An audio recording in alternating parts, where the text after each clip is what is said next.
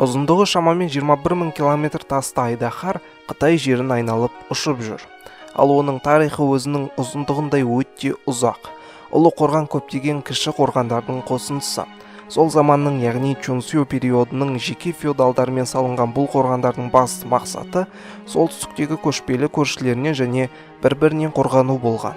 Император Цин Ши Хуанди біздің заманымыздан бұрынғы 221 жылы бәрінің басын біріктіргеннен кейін Тибет үстірті мен Тынық мұхит арасы үлкен барьерге айналды. Бірақ солтүстіктегі таулы жер моңғол, түрік, ғұн тайпаларына осал жер болды. Олардан қорғану үшін император кіші қорғандарды одан әрі көбейтті және кейбіреулерінің арасын жалғап, кейбіреулеріне жөндеу жасатты.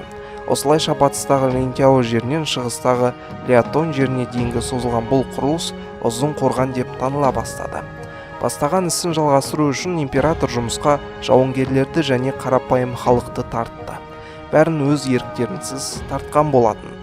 Хан әулетінің кезінде жұмыскерлердің көбісі күштеп жұмылдырылған кедейлер мен жазасын өтеуші қылмыскерлер болатын.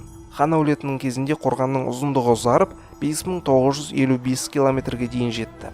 Және Дунхуаннан басталып Бохай теңізіне дейін жетті. Зорлықпен жасалған жұмыс хан императоры Удидің кезінде де жалғаса берді.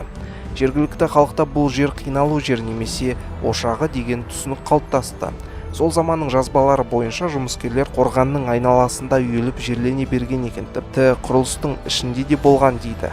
Бірақ әлі күнге дейін қорғаннан ешбір адамның сүйегі табылмады. Тек қорғанның айналасындағы қабірлерге қарап, көп адамның кездейсоқ апаттардан, аштықтан және физикалық қысымнан қаза тапқанын байқауға болады. Қорған өте берік болды, бірақ жауларына қатты қиыншылық тудырмады.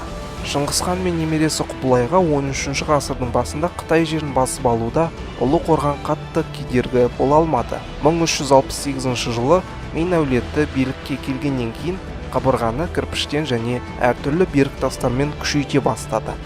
Қабырғаның биіктігі 7 метрге, ал ені 6 метрге кеңейді. Ұзындығы шамамен 8850 километрге дейін ұзарып, арасына мұнаралар салынды. Жауды байқағанда мұнарадағы әскерлер от жағу арқылы екінші мұнараға сигнал беріп отырған.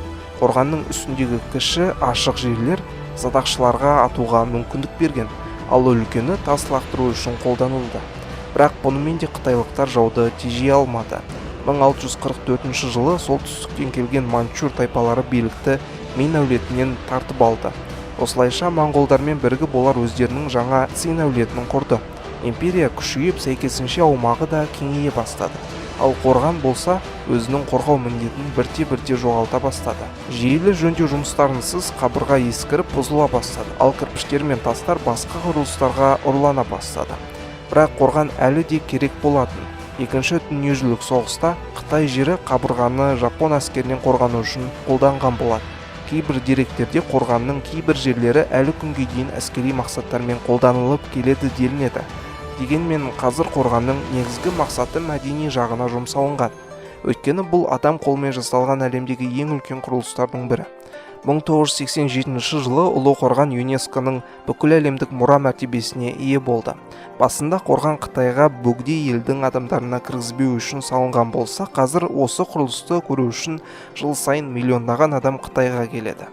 Алайда көп адамның келуіне байланысты қорған жөндеу жұмыстарын қажет етті. Осыған байланысты үкімет тиісті шаралар қолдануға бел буды. Көбісі ұлы Қытай қорғанын ғарыштан байқауға болатын жалғыз құрылыс деп ойлайды. Өкінішке орай бұл дұрыс емес. Спутниктер ұшатын биіктіктен тіпті көпірлерді, ұзын трассаларды, аэропорттарды көруге болады. Ұлы Қытай қорғанын тек айрықша байқауға болады. Ал оны айдан көруге мүлдем мүмкін емес. Не дегенмен оны жердің өзінен байқаған қызығырақ. Өйткені әлі күнге дейін негізгі бөлігінен алшақ жатқан жаңа бөліктер табылып, ұзаруын жалғастырып жатыр. Бұл адам қолымен жеткен ең үлкен жетістік.